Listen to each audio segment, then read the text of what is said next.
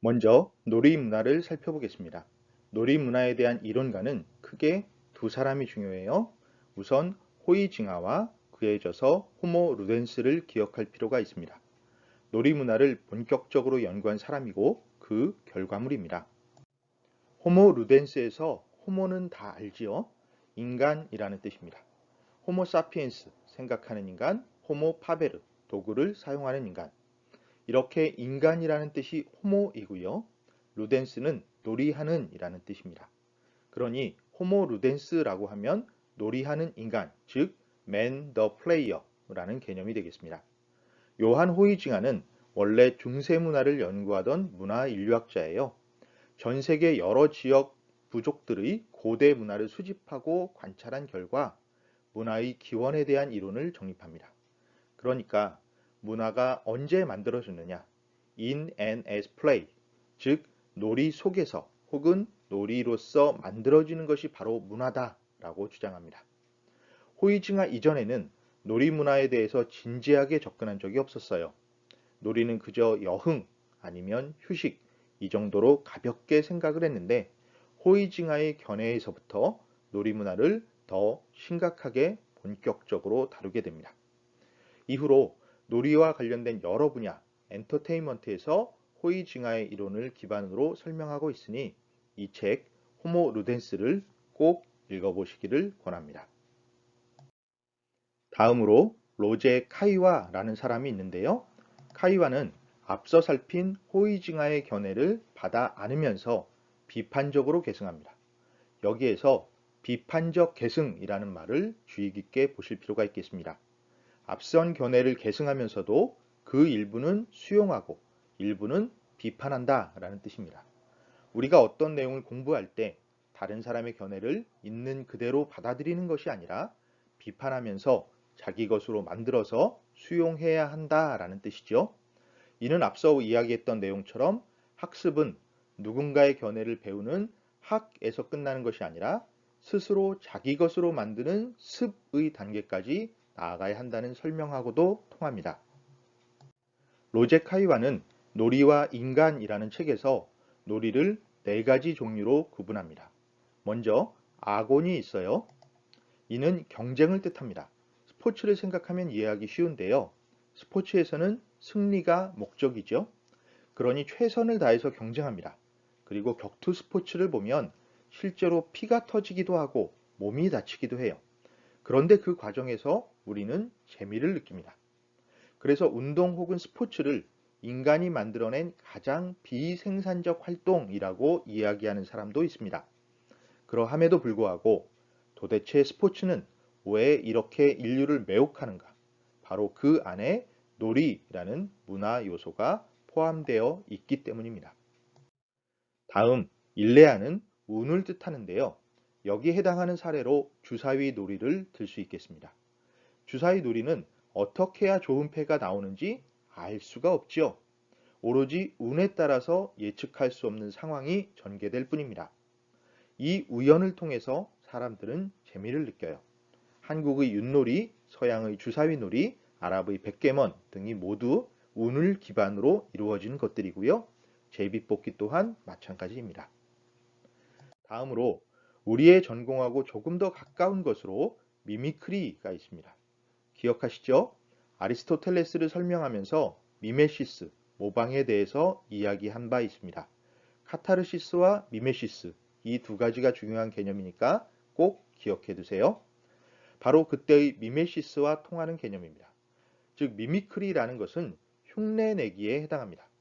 흉내내기는 아이들의 행동을 관찰하면 금방 이것이 놀이구나 라고 알 수 있습니다. 우리가 그런 시절을 겪어오기도 했고요.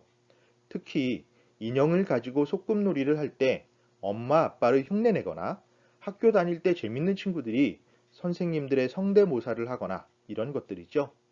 흉내내기를 통해서 사람들은 재미를 느낍니다. 흉내가 놀이문화를 만드는 중요한 요인인 것이죠. 마지막으로 일링크스, 현기증이 있습니다. 이는 우리가 다음에 배울 테마 공간, 그 중에서도 테마파크와 연결됩니다. 일링크스는 아찔함을 만드는 재미예요. 외줄타기를 하거나 바이킹처럼 흔들리거나 자이로드롭처럼 갑자기 뚝 떨어지거나 하는 것들이죠. 또 요즘 지자체에서 많이 만들고 있는 흔들다리 같은 것도 같은 맥락입니다. 이처럼 카이와는 경쟁, 운, 흉내내기, 현기증 등을 놀이의 4대 요소라고 설명합니다. 그런데 여기에서 주의할 것은 이러한 4대 요소는 한 가지만 작용하는 것은 아닙니다. 여러 요소가 겹치면서 중복된 의미망을 만듭니다. 흉내내기를 하면서 경쟁 관계를 형성하거나 경쟁하면서 현기증을 같이 느끼거나 경쟁 과정에서 운을 집어넣거나 이렇게 서로 영향을 주면서 보다 다양한 경우의 수가 만들어지는 겁니다. 놀이문화에 대한 이러한 이론을 우리가 그동안 배웠던 것처럼 세 가지 꼭지점으로 정리해 보겠습니다. 놀이라는 것은 세 가지 측면으로 이루어집니다. 한쪽에는 기념이 있습니다. 평범한 날에 의미를 부여해서 특별하게 만드는 활동이죠. 다른 쪽에는 탈주가 있습니다. 현실에서 벗어나고자 하는 욕망이고요. 그리고 놀이의 바탕이 되는 배경, 공간이 있어야 합니다. 그런데 놀이의 경우에는 여느 분야들과는 다르게 더 확장되는 양상을 보입니다. 즉, 기념일이 확장되면 이벤트가 되는 것이고요. 그러니 기념일과 이벤트 사이는 굉장히 밀접합니다. 연애를 하는 상황에서 상대방이 135일째 꽃다발을 준다라고 가정해 봅시다. 별로 기쁘지가 않지요. 도대체 의미가 뭔지 의아할 겁니다. 그럼 언제 꽃다발을 주어야 했을까요? 98일째 주나요? 99일째 주나요? 보통은 100일에 맞춰서 꽃다발을 줍니다. 그런데 생각해보면 참으로 이상합니다. 99일 때는 이 사람을 좋아했고 100일째는 좋아하지 않았습니까? 혹은 100일까지만 좋고 138일째는 좋아하지 않았나요? 우리는 이 사람을 끊임없이 계속 좋아하는데 그러함에도 불구하고 100일이 기념일이 됩니다. 아주 임의적인 숫자임에도 불구하고 100은 마치 구속력을 가진 것처럼 느껴지기까지 하죠. 이것이 인간이 인위적으로 만들어낸 기념이라는 이벤트의 속성이에요. 더 넓게 생각해 볼까요? 사실 시간은 인간이 임의로 구분해서 달력을 만들어 구분할 뿐이지 날짜가 본래부터 구별되어 있던 것은 아닙니다. 그러니까 12월 31일이든 1월 1일이든 사실 자연 상태 그대로는 아무런 차이가 없습니다. 그렇지만 우리는 왜 1월 1일에 해돋이를 보러 가나요? 12월 31일에는 왜 한 해의 끝이라고 기념하나요? 12월 31일에 한 해가 끝나고 1월 1일에 새해가 시작된다는 것은 무엇 때문일까요? 우리의 어제와 오늘은 사실 별다른 차이가 없는데 말입니다. 일상은 꾸준하게 이어집니다. 반복되는 것은 지루하죠. 그런데 기념을 부여하고 이벤트를 실시하면 긴장과 이완이 생깁니다. 네, 맞습니다. 영상 부분에서 언급했던 바로 그 긴장과 이완이에요. 긴장과 이완이 반복되면 삶의 리듬이 생깁니다. 그것이 기념과 이벤트의 효과이죠. 또 놀이문화는 일상에서의 탈주를 조장하기도 합니다. 일상에서 벗어난다는 그 자체가 즐거움을 주지요. 할로윈 데이가 인기를 끄는 이유도 같은 맥락에서 설명할 수 있겠습니다. 사실 생각해보면 할로윈 데이의 정서가 우리와는 잘 맞지 않습니다. 우리는 귀신하고 안 좋은 관계를 유지하지 않았으니까요. 그런데 근래 들어서 할로윈 데이의 인기가 높아지고 있죠. 왜 그럴까요? 여러 이유가 있겠지만 무엇보다 일상에서 벗어날 수 있기 때문입니다. 코스프레를 한다든가, 기괴의 한 분장을 한다든가, 일상에서는 쉽게 할 수 없는 행동을 그날만큼은 할 수 있으니까요. 사실 대다수의 축제가 그렇습니다. 일상에서는 특정 기간 혹은 공간에서만 비일상적인 탈주를 허용하는 것이죠. 축제 이전에는 의미가 달랐던가? 그것은 아닙니다. 그럼 축제가 끝났다고 해서 시간과 공간의 의미가 달라지느냐? 그건 역시 아닙니다. 하지만 똑같은 시 공간임에도 불구하고 그 안에서 일상에서 벗어나려는 움직임을 만드는 것이 축제예요. 탈주가 더 본격적으로 나타나는 것은 여행이고요. 우리는 일상에서 벗어나기 위해서 여행을 떠나고 여행에서 돌아오면서 일상의 소중함을 깨닫게 되죠. 반면 아이의 공간 자체를 특별하게 만드는 경우도 있습니다. 바로 테마파크 혹은 테마 공간인데요. 큰 범주에서 보면 놀이는 기념과 탈주를 기본축으로 해서 어떤 식으로든 확장되어 나가느냐, 그리고 시간과 공간의 축으로 해서 같은 공간을 어떤 식으로 변모시키는가, 이렇게 총 4가지 방향에서 흐름을 만들어 갑니다. 또 우리가 즐기는 놀이는 대체로 이 범주 안에서 이루어진다고 할 수 있겠습니다. 그러면 한국 사회에서 왜 놀이 문화가 중요한가? 라는 질문이 가능하겠죠. 여기에 대해서는 명지대학교에서 재직했던 문화심리학자 김정은 교수의 견해를 참고할 수 있겠습니다. 김정은 교수는 노는 만큼 성공한다 라는 책에서 이렇게 설명합니다. 한국 사회의 진정한 위기는 정치 경제적 요인으로 일어나는 것이 아니다. 바로 행복한 사람을 찾기 힘든 한국 사회의 문화 심리학적 구조 때문이다. 사는 게 재미없는 사람이 너무 많은 것이 우리 사회의 근본적인 문제다라고요. 이렇게 설명을 하면서 놀이의 중요성을 강조했습니다. 그 견해에 따르면 놀이란 현실적이지 않은 것이고 스스로 자유롭게 선택하는 것이며 즐거움을 얻는 일이고 결과가 아니라 과정이 중요한 것이며 내적인 동기에 의해서 이루어지는 겁니다. 이 설명은 게임에도 적용할 수 있겠는데요. 게임이 재미있는 이유는 도대체 무엇인가?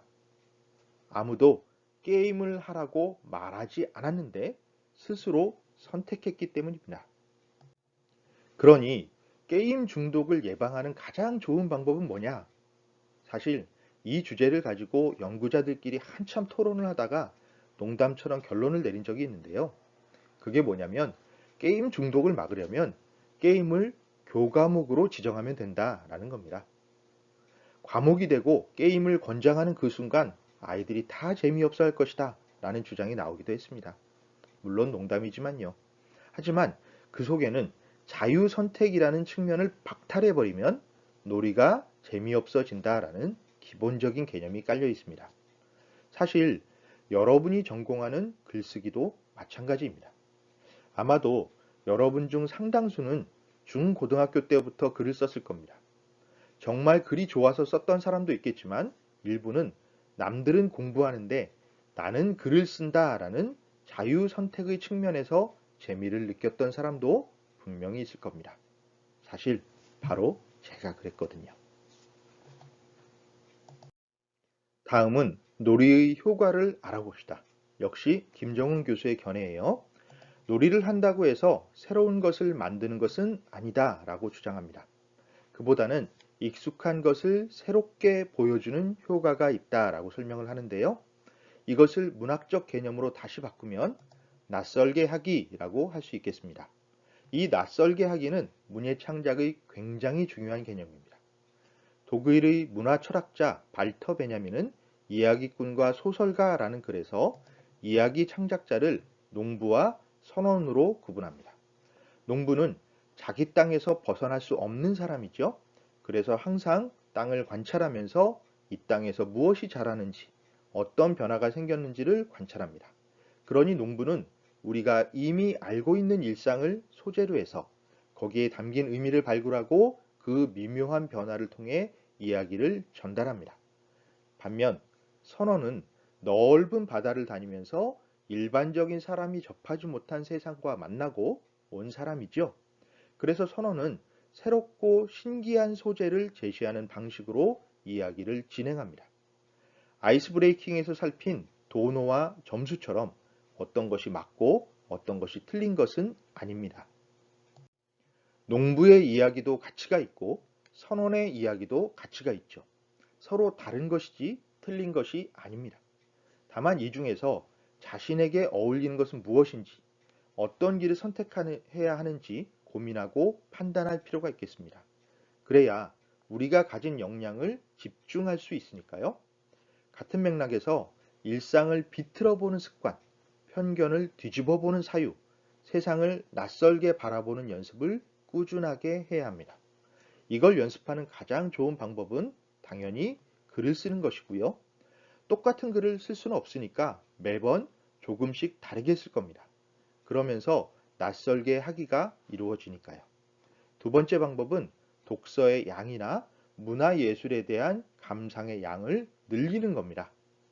그 과정에서 내가 구상했던 것과 비슷한 주제나 소재를 잡았지만 그걸 다르게 표현한 작품을 눈에 들어오게 되고요. 그 작품들을 하나하나 비판적으로 검토하면서 받아들이면서 자기만의 안목과 표현이 만들어지는 겁니다. 마지막으로 행동해야 합니다. 작은 부분이라도 일상을 일상적이지 않도록 만들어야 돼요. 가령 버스 정류장에 내려서 집으로 갈 때에도 매번 똑같은 그 길이 아니라 다른 방향으로 돌아서 간다든지, 편의점에서 맥주를 살 때 같은 맥주만 사지 말고 먹어보지 못했던 맥주를 선택한다든가, 이런 작은 일상부터 낯설게 만들면서 우리 삶을 계속 낯선 상황 속으로 집어넣어 주는 것, 이런 식의 활동을 하면서 우리가 낯설게 하기를 익혀 나갈 수 있겠습니다. 다시 김정훈 교수의 견해로 돌아갑시다. 그는 아름다운 것을 경험해야 무엇이 아름다운지 안다라고 설명합니다. 놀아본 사람이 놀이에 잘 참여하는 것처럼 아름다운 경험을 해봐야 아름다움에 대해 이야기할 수 있죠. 아름다운 작품을 많이 읽어야 아름다운 글을 쓸 수 있는 겁니다. 그래서 결국 놀이는 무엇을 만들어내느냐? 가장 중요한 건 창의성을 만들어냅니다. 그 창의성은 그럼 어디에서 오느냐? 바로 낯설게 하기라는 방법을 통해 만들어질 수 있습니다. 또 하나, 우리 사회의 변화에 대해서 고민할 필요가 있는데요.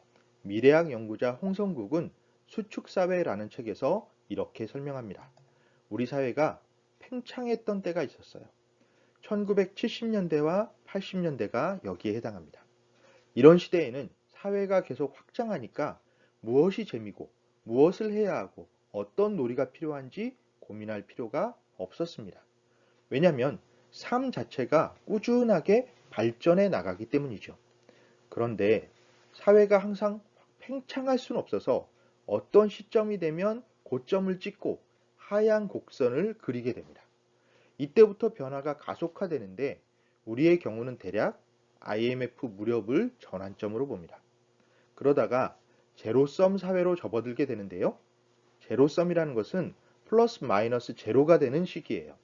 성장하지도 수축하지도 않는 시기인데 이때가 대략 21세기가 시작되던 무렵으로 봅니다. 그런데 21세기 시작부터 벌써 20년이 넘게 지난 지금은 어떤 시기로 접어들고 있느냐? 수축하는 사회로 접어들고 있다라고 이야기합니다.